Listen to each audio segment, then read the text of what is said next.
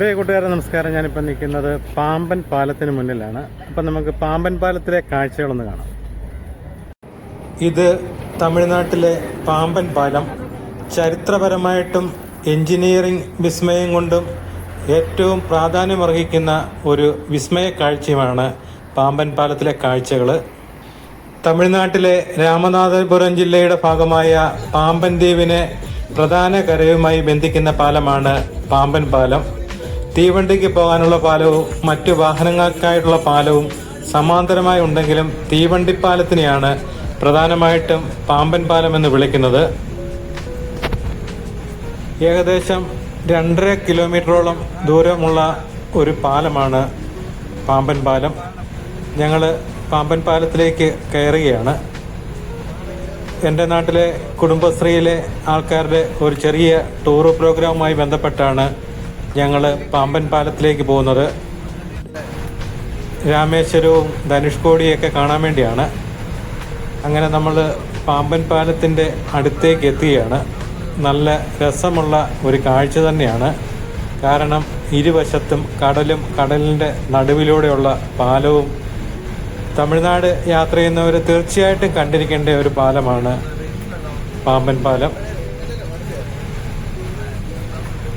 അങ്ങനെ പാലത്തിലേക്ക് ഞങ്ങൾ പ്രവേശിക്കാൻ പോവുകയാണ്. ഞങ്ങൾ 30 പേരോളം അടങ്ങുന്ന സംഘം ട്രിനിറ്റി എന്ന മിനി ബസ്സിലാണ് രാമേശ്വരത്തേക്ക് പോകുന്നത്. അങ്ങനെ ഞങ്ങൾ പാലത്തിൻ്റെ തൊട്ട് സമീപത്ത് എത്തിയിരിക്കുകയാണ്. പാമ്പൻ പാലത്തിൻ്റെ ചരിത്രത്തിന് ഇന്ത്യയിലെ ബ്രിട്ടീഷ് ഭരണത്തിൻ്റെ സുവർണകാലത്തോളം തന്നെ പഴക്കമുണ്ട്. പാക് കടലിടുക്കിന് കുറുകെ പാലം നിർമ്മിക്കാൻ ബ്രിട്ടീഷുകാർ ഒരുങ്ങിയത് തന്നെ ശ്രീലങ്കയുമായിട്ടുള്ള സാമീപ്യമാണ്. അതോടൊപ്പം തന്നെ ധനുഷ്കോടി, രാമേശ്വരത്തിൻ്റെ കിഴക്ക് ഭാഗത്ത് സമുദ്രത്തിലേക്ക് നീണ്ടു കിടക്കുന്ന തുരുത്താണ് ധനുഷ്കോടി. ഇവിടെ നിന്ന് ശ്രീലങ്കയ്ക്ക് കടലിലൂടെ യാത്ര ചെയ്യുകയാണെങ്കിൽ 16 കിലോമീറ്റർ മാത്രമേ ദൂരമുള്ളൂ. രാമായണ കഥയിൽ സീതയും അപഹരിച്ച് രാവണൻ ലങ്കയിലേക്ക് കടന്നത് ഇതുവഴിയാണെന്നാണ് ചരിത്രം. അങ്ങനെ പാമ്പൻ പാലത്തിലേക്ക് പ്രവേശിക്കുകയാണ്. നമ്മുടെ ഇന്ത്യയിലെ ഏറ്റവും നീളമുള്ള കടൽപ്പാലങ്ങളിൽ 2ാമതാണ് പാമ്പൻ പാലം. ആദ്യത്തേത് അടൽ സേതു മുംബൈയിലാണ്. 2ാമത്തേതാണ് പാമ്പൻ പാലം. പാമ്പൻ പാലത്തിലെ കാഴ്ചകളെല്ലാം മനസ്സിന് സന്തോഷം പകരുന്നതാണെങ്കിലും ഇവിടെ ഒരു ദുരന്ത കഥയും കൂടെ ഉണ്ട്. 1964 അതിശക്തമായി ഉണ്ടായ ചുഴലിക്കാറ്റിലാണ് പാമ്പൻ പാലവും ധനുഷ്കോടിയും എല്ലാം തകർത്തെറിയപ്പെട്ടത്. ആ സമയത്ത് ഇതിലെ ട്രെയിൻ ഗതാഗതം ഉണ്ടായിരുന്നു. ആ ട്രെയിനും ആ ചുഴലിക്കാറ്റിൽ പെടുകയും അന്ന് 115 യാത്രക്കാരാണ് അപകടത്തിൽ മരണപ്പെട്ടത്.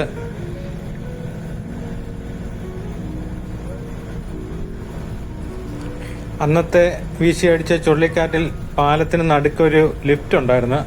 അത് ഈ ചുഴലിക്കാറ്റിലും അത് തകരാതെ നിന്നു. പിന്നീട് ഈ ഭാഗം നിലനിർത്തിയാണ് മറ്റു പാലം പുനർനിർമ്മിച്ചത്.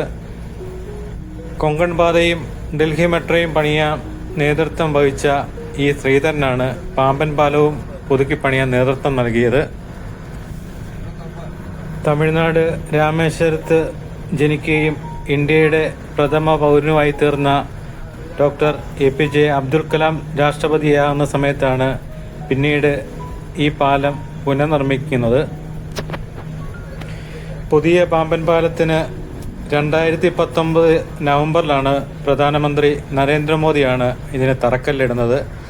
540 കോടി രൂപ മുടക്കിയാണ് പാലം പണി പൂർത്തിയാക്കിയത്.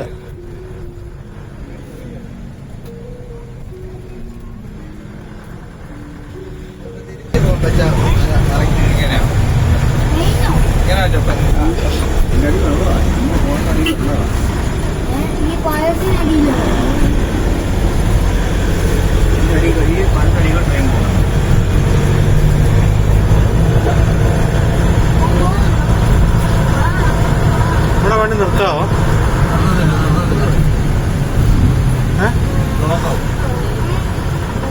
ഇവിടെ നിന്ന് വണ്ടി നിർത്തിയ ആൾ ഇറങ്ങുന്നു.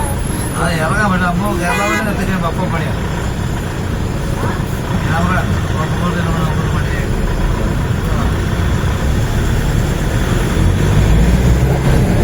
ഈ വണ്ടിക്കാരെല്ലാം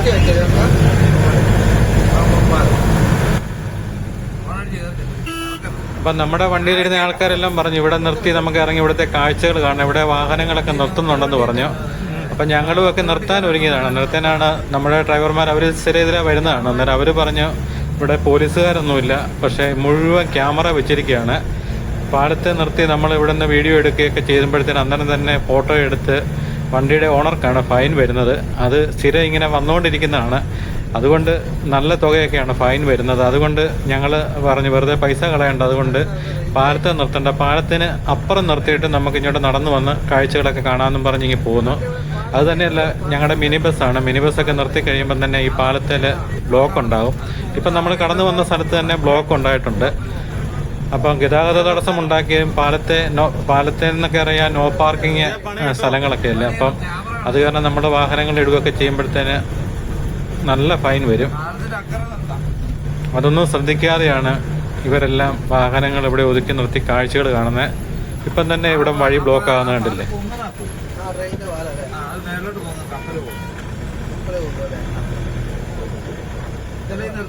ലോക്കൽ വണ്ടിക്കാരാ ഈ സുമോക്കാരൊക്കെ.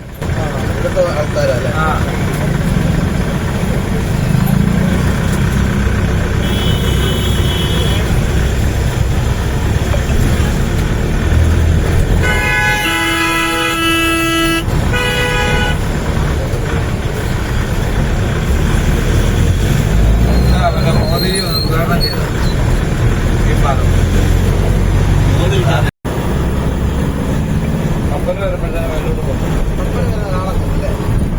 ഈ തൊട്ട് താഴെ കാണുന്ന പാലമാണ് 2019 ഇന്ത്യൻ പ്രധാനമന്ത്രി നരേന്ദ്രമോദി തറക്കല്ലിടുകയും 2024 ഇതിൻ്റെ നിർമ്മാണം പൂർത്തിയാക്കിയത്. 2025 ഇത് ഗതാഗതത്തിനായിട്ട് തുറന്നു കൊടുക്കുകയും ചെയ്തത്.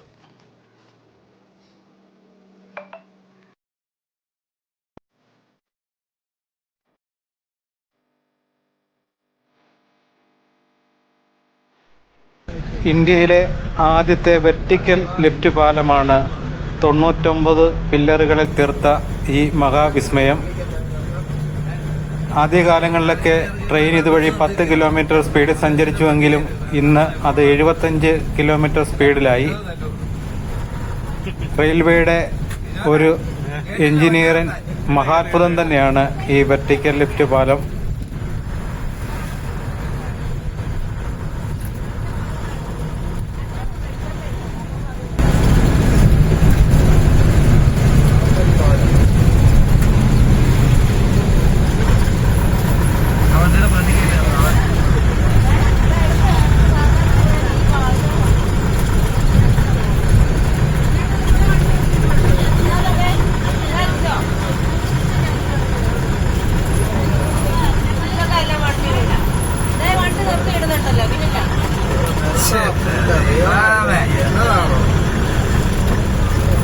വിജയന്താ പറഞ്ഞു പദ്ധതി നടന്നു.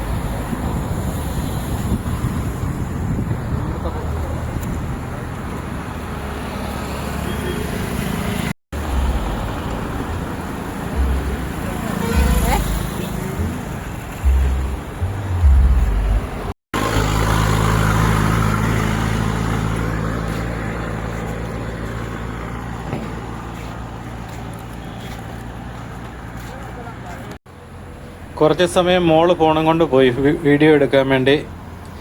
അപ്പം നമ്മൾ കോട്ടയത്തു നിന്നൊക്കെ ട്രെയിനിൽ യാത്ര തിരിച്ച് രാമേശ്വരത്ത് വരുന്നത് ഇവിടുത്തെ പുതിയ റെയിൽവേ സ്റ്റേഷനിലാണ്.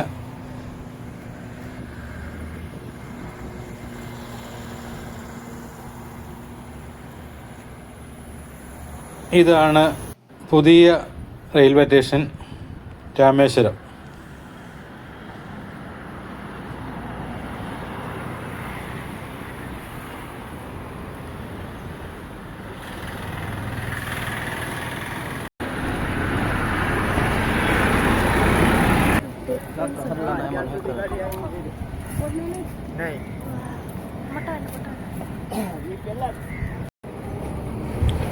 അങ്ങനെ ഞങ്ങൾ രാമേശ്വരത്തെ പാമ്പൻ പാലത്തിൻ്റെ കാഴ്ചകൾ മുഴുവൻ കണ്ട് നടന്ന് പാലമെല്ലാം കണ്ടിട്ട് ഞങ്ങളിനിയും യാത്ര തുടരുകയാണ്. ഇന്നിനിയും വൈകിട്ട് ഇവിടെ സ്റ്റേ ആണ്. അതിനുശേഷം പിന്നീട് ധനുഷ്കോടിയിലേക്കൊക്കെ പോകും. അപ്പോൾ ആ വീഡിയോ എല്ലാം ഞാൻ ധനുഷ്കോടിയിലെ വീഡിയോ എല്ലാം നേരത്തെ ഇട്ടിട്ടുണ്ട്.